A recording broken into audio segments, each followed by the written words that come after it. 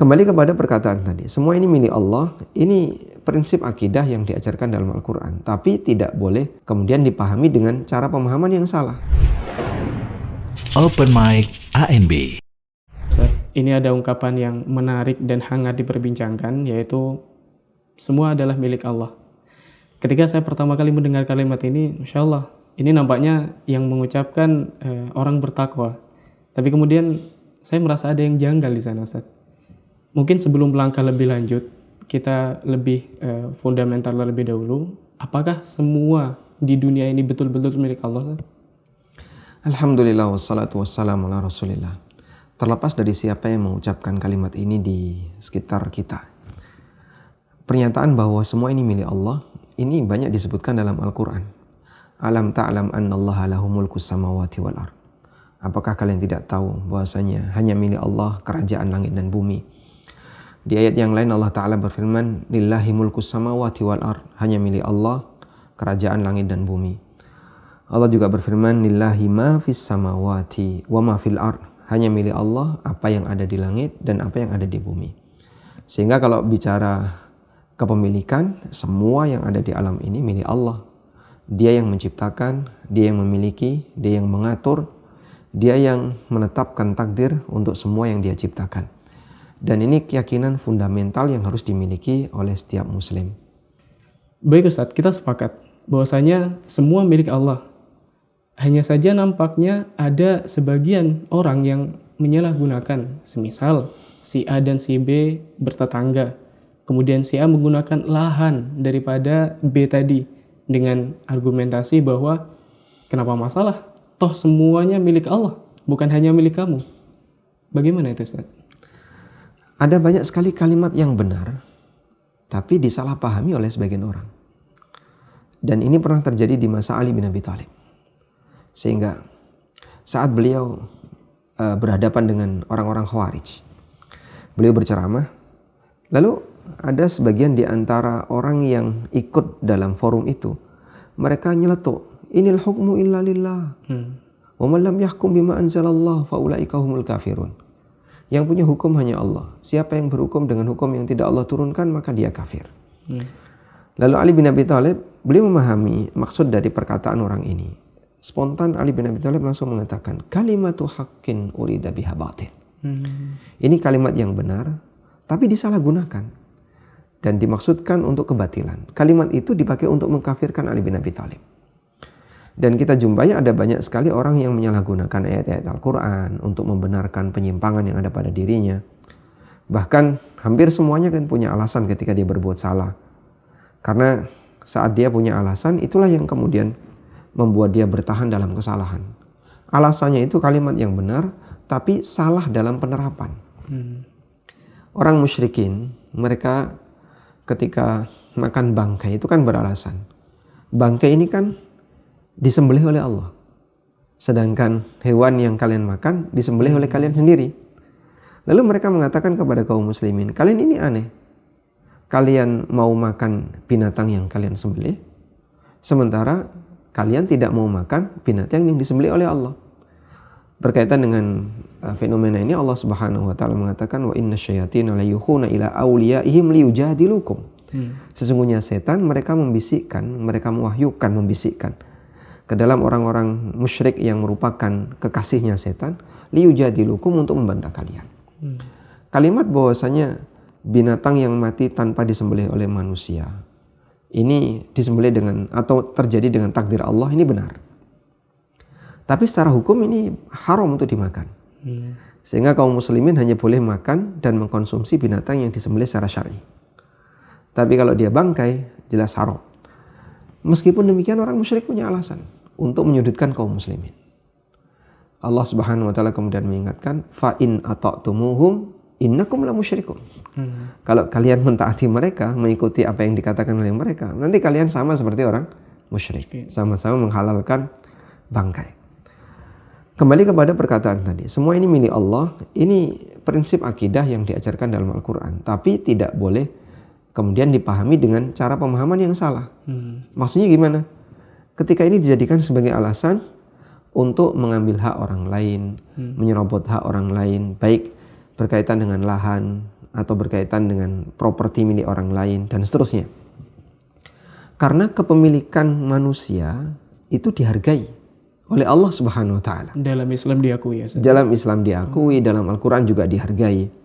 Sebab semua milik Allah, kemudian Allah Subhanahu wa taala berikan kepada hambanya. Lalu hamba itu memiliki sesuai dengan haknya yang dibatasi oleh kehidupan mereka di dunia.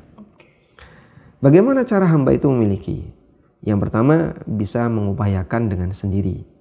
Misalnya dia mengambil bagian manfaat dari tempat yang belum ada pemiliknya. Misalnya ada sebuah lahan yang tidak bertuan, lalu dia kelola lahan itu. Kemudian setelah itu dia kasih batas, maka lahan itu jadi miliknya. Dulu awal mula ketika tanah Jawa ini tanpa penduduk misalnya, atau tanah-tanah yang lain tanpa penduduk dan belum diatur oleh negara, masyarakat yang mengelola lahan di bagian tertentu berhak untuk memilikinya. Lalu setelah itu turun-temurun jatuh ke tangan ahli waris. Atau yang kedua, dia memiliki melalui proses membeli dari orang lain atau mendapatkan hadiah pemberian dari orang lain. Sehingga kepemilikan ini dijaga. Dan Al-Quran menegaskan bahwa kita tidak boleh mengambil hak orang lain kecuali melalui proses yang legal.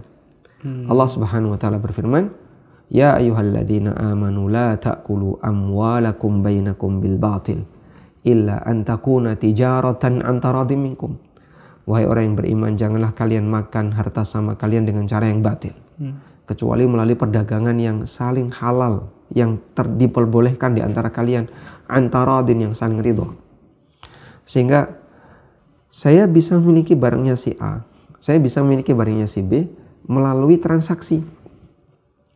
Kalau saya nyerobot, berarti saya makan harta orang lain dengan cara batil, dan itu dosa besar.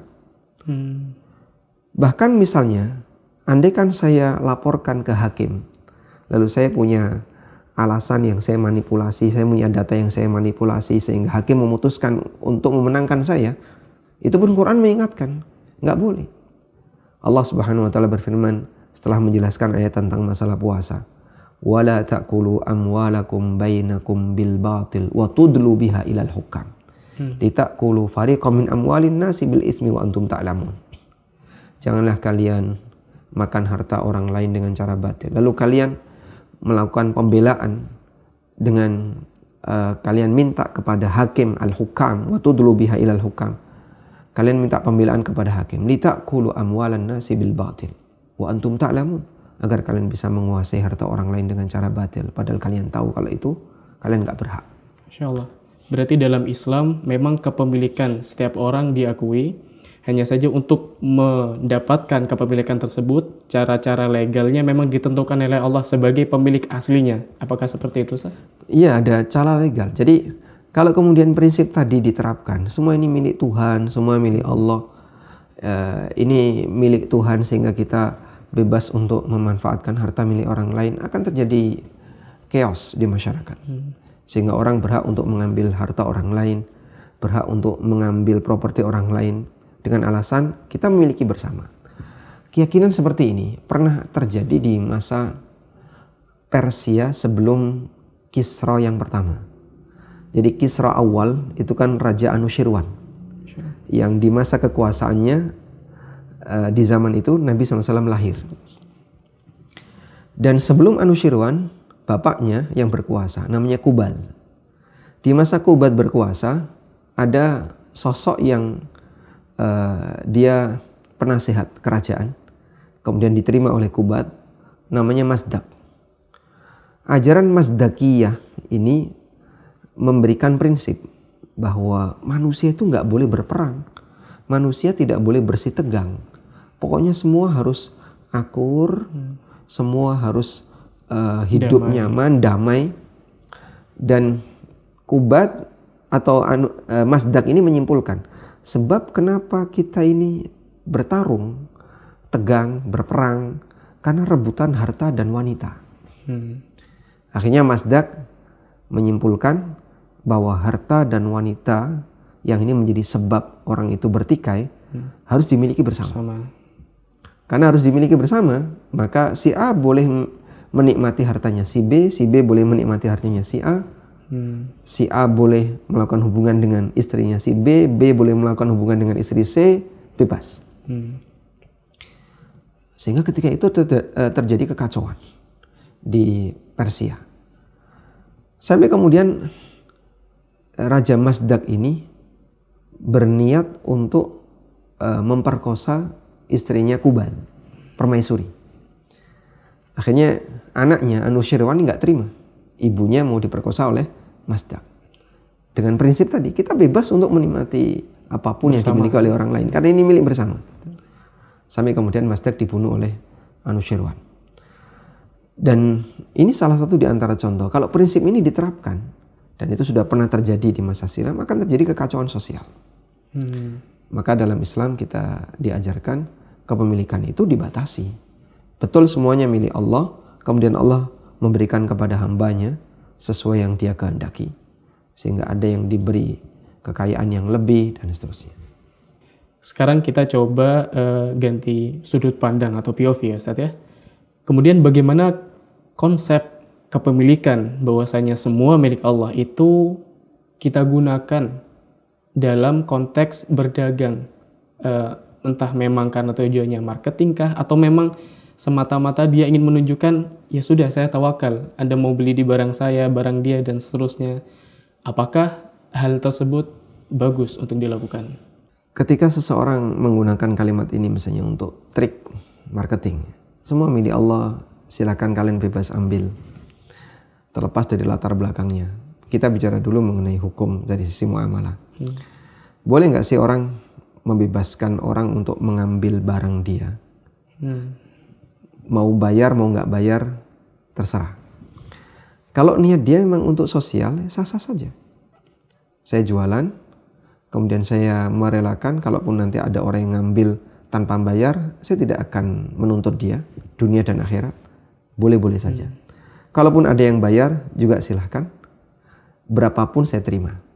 Kalau niat dari awal untuk kegiatan sosial itu artinya dia sama sekali tidak ada niat untuk mengambil keuntungan. Jadi akadnya jadi akad tabarruat, akad sosial. Hukumnya boleh. Tapi nanti jadi nggak jelas antara kamu dapat bayaran, tidak dapat bayaran, atau dibayar sedikit atau dibayar banyak. Jadinya nggak jelas. Tidak jelas atau goror dalam kegiatan sosial disepakati ulama hukumnya boleh. Karena ketidakjelasan untuk kegiatan goror tidak ada pihak yang dirugikan. Kegiatan sosial. Ya, dalam kegiatan sosial. Jadi misalnya orang ngasih hadiah ke orang lain. Hadiah itu dibungkus dengan sangat rapi dan tidak kelihatan. Kemudian kita serahkan. Apa isinya? Udah bawa pulang aja nanti buka di rumah. Penerima hadiah nggak tahu isinya apa. Jelas ini goror. Tapi goror dalam bidang ini hukumnya boleh. Kenapa? Karena sifatnya sosial. Penerima hadiah tidak akan rugi apapun isinya.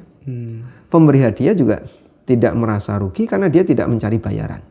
Tidak ada pihak yang terzolimi gitu. Tidak ada pihak yang terzolimi, tidak ada pihak yang dirugikan. Sebab murni sosial.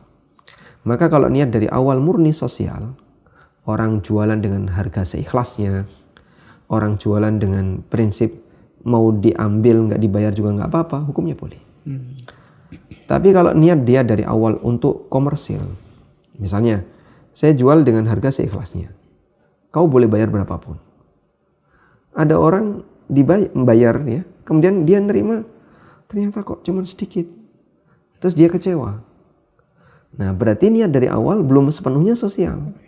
Dia pengen mendapatkan keuntungan dan dia bilang ini seikhlasnya dengan harapan nanti ada yang bayar lebih banyak. Ternyata tidak ada yang bayar lebih banyak. Dia rugi dalam hal itu dan dia menyesal. Berarti ini masuk kategori goror. Nah kalau memang seperti ini, kenapa kamu bilang seikhlasnya? Dari awal berarti dia tidak ada niat untuk sosial. Transaksi ini sebenarnya transaksi bermasalah. Bagi yang beli yang sudah terlanjur, dia karena nggak tahu orang ini betul seikhlasnya atau tidak. Pada prinsipnya halal untuk mendapatkan. Namun kalau ada indikator, kayaknya orang ini sebenarnya tidak ikhlas atau belum sepenuhnya mau melepas dengan harga bebas. maka sebaiknya ditanyakan dulu. Nabi SAW mengingatkan, la yahillu malumri'in muslimin illa bi tibi nafsih. Tidak halal harta seorang muslim kecuali dengan kerelaan jiwanya.